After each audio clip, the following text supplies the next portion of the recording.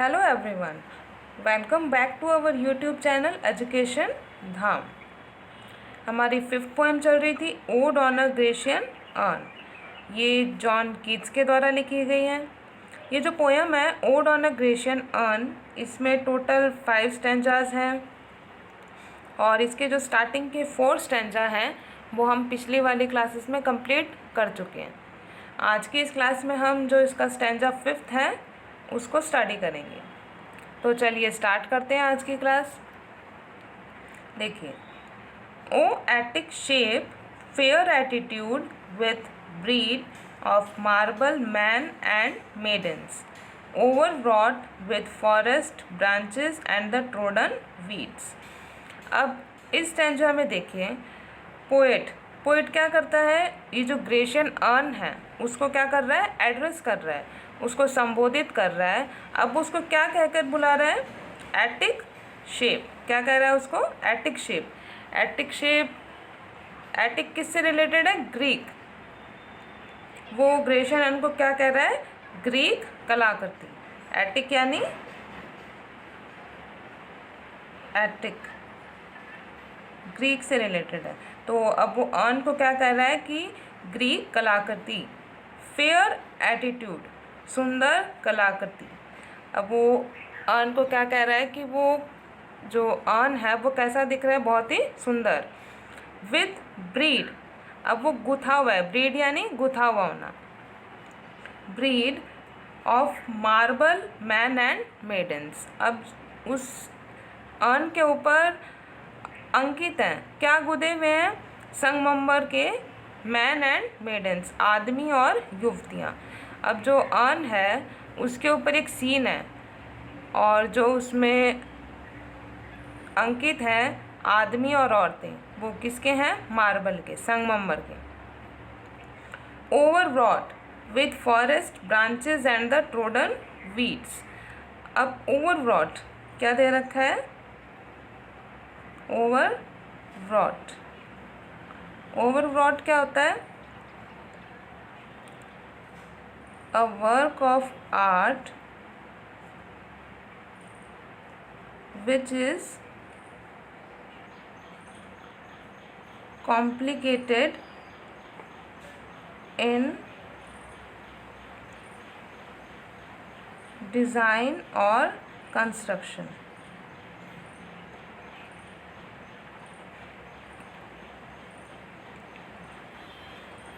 अब क्या कह रहा है, ओवरव्रॉट का क्या होता है, एक वर्क ऑफ आर्ट जो क्या हो, कॉम्प्लिकेटेड हो, किसमें डिज़ाइन और उसकी कंस्ट्रक्शन है वो क्या हो, कॉम्प्लिकेटेड हो। अब ये जो सीन दिखाया गया है इसमें, ये जो आदमी है इसमें, मैन एंड मेडन्स ओवरव्रॉट, वो किससे ओवरव्रॉट हैं, किससे, मतलब ये जो डिज़ाइन है वो आपस में क्या है, गुथी हुई है, बहुत ही कॉम्प्लिकेटेड यानी घनी है वो डिज़ाइन। किससे, विथ फॉरेस्ट ब्रांचेस, किसकी, जंगलों की टहनियाँ। अब उस सीन में क्या दिखाई दे रहा है, फॉरेस्ट ब्रांचेस, जंगलों की टहनियाँ, and the trodden beats. Trodden यानी रौंधी हुई, ट्रोडन क्या हो जाएगा, रौंधी हुई। वीड, वीड क्या हो जाएगी, जंगली घास, जंगली घास और रौंधी हुई जंगली घास।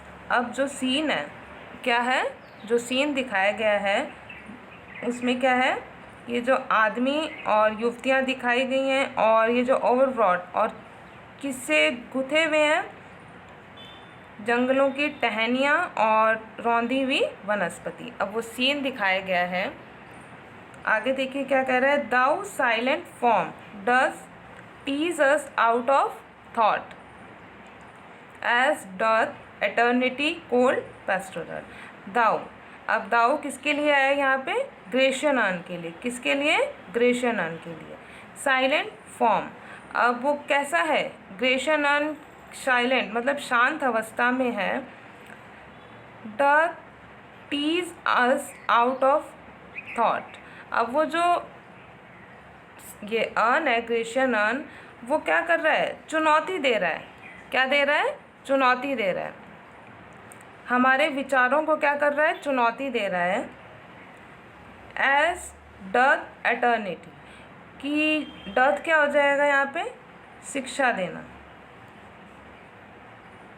शिक्षा देना, कि एज डथ, कि वो शिक्षा दे रहा है किसकी, इटर्निटी की। एटर्निटी की क्या दे रहा है वो, शिक्षा, शाश्वतता की। एटर्निटी क्या होता है, शाश्वतता, कि वो अर्न है जो शांत अवस्था में है, साइलेंट फॉर्म में है, हमारे विचारों को चुनौती दे रहा है और हमें किसकी शिक्षा दे रहा है, इटर्निटी, शाश्वतता की शिक्षा दे रहा है। कोल्ड पेस्टोरल, और उस अर्न को फिर क्या कहा गया है यहाँ पे, कोल्ड पेस्टोरल। कोल्ड यानी ठंडा, पेस्टोरल ग्रामीण जीवन से रिलेटेड है, क्या हो जाएगा, पेस्टोरल, पेस्टोरल ग्रामीण जीवन, शांत ग्रामीण जीवन। अब जो सीन है, कोल्ड पेस्टोरल क्यों कहा गया है, अब जो अर्न है उसके ऊपर जो सीन दिखाया गया है वो कोल्ड, क्या बताया गया है उसको, कोल्ड, कि वो वास्तव में वो जो इमोशंस हैं, जो सीन है, वो वास्तविकता में नहीं है। और जो उस अर्न के ऊपर जो दिखाया गया है वो क्या है, उस पे फ्रोज़न, वो जो सीन है वो क्या हो गए हो, जैसे रुक गए एक जगह, फ्रीज हो गए हैं वो, तो उस इसलिए उसको क्या कहा गया है, कोल्ड पेस्टोरल। उस अर्न को क्या कहा गया है यहाँ पे, कोल्ड पेस्टोरल। जो सीन है वो वहाँ पे फ्रीज हो गए हैं, फ्रोजन सीन्स हैं। आगे देखिए, when old age shall this generation waste. अब आगे क्या कह रहा है कि ये जो प्रेजेंट में जनरेशन चल रही है, जो पीढ़ी है, वो आगे जाके क्या होगी, बूढ़ी होगी। ओल्ड एज बाद में क्या हो जाएगी, बूढ़ी हो जाएगी। दिस जनरेशन वेस्ट, आगे जाके क्या होगी, वो जो प्रेजेंट टाइम में जनरेशन चल रही है वो बाद में बूढ़ी हो जाएगी। Thou shalt remain in midst of other woe, then ours a friend to man, to whom they saist। अब देखिए क्या कह रहा है कि thou shalt remain, thou किसके लिए आया है यहाँ पे, ग्रेशियन अर्न के लिए, कि तुम shalt remain हमेशा रहोगे, in midst of other woe, बीच में किसके, दूसरों की, वो क्या होगी, वो यानी दुख, मुसीबतें या फिर दुख। ये जो अर्न है वो क्या रहेगा, हमेशा रहेगा, और ये जो लोगों की मुसीबतें हैं उनके बीच में, यानी उनको क्या देगा, वो शिक्षा देगा। क्या देगा, देखिए, then ours a friend to man, और वो क्या रहेगा, बाद में आगे चल के वो आदमियों का क्या बनेगा, दोस्त बनेगा। क्या बनेगा, दोस्त, और उनको शिक्षा देगा।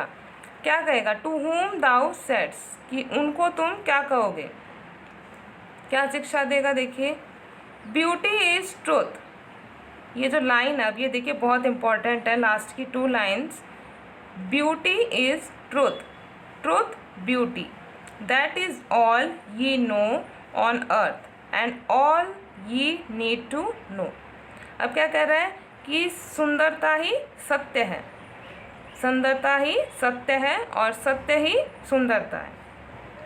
अब क्या कहना चाह रहा है कि किसी चीज़ की सच्ची सुंदरता, किसी चीज़ की सच्ची सुंदरता उसके स्थायित्व में होती है। किस में होती है, स्थायित्व में। और पूरे संसार में एक ही शाश्वत सत्य है, पूरे संसार में एक ही शाश्वत सत्य है। वो क्या है कि जो सच है, जो सत्य है, वो कभी भी नष्ट नहीं होगा। कि पूरे संसार में एक ही शाश्वत सत्य है, कि ये जो ट्रुथ है वो कभी भी नष्ट नहीं होगा, हमेशा वैसा का वैसा ही रहेगा। सत्य, सत्य कभी भी नष्ट नहीं होगा। ब्यूटी इज सुंदर, ट्रुथ, सुंदरता ही क्या है, सच है, और सच ही सुंदरता है। आगे देखिए, that is all ye know on अर्थ, कि इस दुनिया में बस यही सब जाने, कि that is all ye no, कि यही सब जाने इस दुनिया में, and all ye need to no, और यही जानने की ज़रूरत है, यही जानने की ज़रूरत है, और सब यही जाने कि जो सत्य है वो हमेशा वैसा ही रहेगा, वो कभी भी नष्ट नहीं हो सकता। जैसे हमारी जो बाहरी सुंदरता है वो एक टाइम में क्या हो जाएगी, नष्ट हो जाएगी। और जो हमारी आंतरिक सुंदरता है वो हमेशा क्या रहेगी, वैसी की वैसी बनी रहेगी। क्या होगा, वो कभी भी नष्ट नहीं होगी। हमें बाहरी सुंदरता की बजाय किसको महत्व देना चाहिए, आंतरिक सुंदरता को। और यही सत्य है, ये क्या है, यही सत्य है। तो ये था 5th स्टैंजा। ये पोएम आज कंप्लीट हो गई है। नेक्स्ट क्लास में हम इसके MCQs करेंगे। अगर आपको इससे रिलेटेड कोई डाउट्स हैं इस पोएम को तो आप कमेंट बॉक्स में पूछ सकते हैं। आज की क्लास में बस इतना ही। अब मिलते हैं नेक्स्ट क्लास में, तब तक के लिए गुड डे।